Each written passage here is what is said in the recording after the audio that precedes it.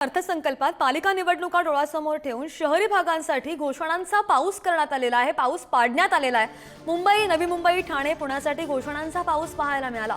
Metro, रस्ते, विमानतळांसाठी बजेटमध्ये भरीव तरतूद आहे। मुंबईमध्ये 41 किलोमीटर, पुण्यामध्ये 34 किलोमीटर मेट्रोचं जाळं असेल, तर नवी मुंबईमध्ये महामुंबई आंतरराष्ट्रीय बाजाराची घोषणा सुद्धा करण्यात आली आहे। मुंबईतील मरोळमध्ये आंतरराष्ट्रीय मत्स्य बाजार उभारण्यात येणार आहे। मे 2025 पर्यंत नवी मुंबई विमानतळावरून विमान सेवा सुद्धा सुरू होईल, तर इकडे पालघरमधील वाढवण बंदराजवळ विमानतळ उभारण्यात येणार आहे।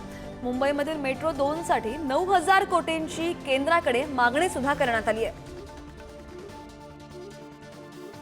नवी मुंबईतील उल्वे येथे 1160 हेक्टर क्षेत्रामध्ये नव्याने विकसित होत असलेल्या नवीन मुंबई आंतरराष्ट्रीय विमानतळाची दरवर्षी 90 दशलक्ष प्रवासी आणि 2.6 दशलक्ष टन माल वाहतुकीची क्षमता असणार आहे।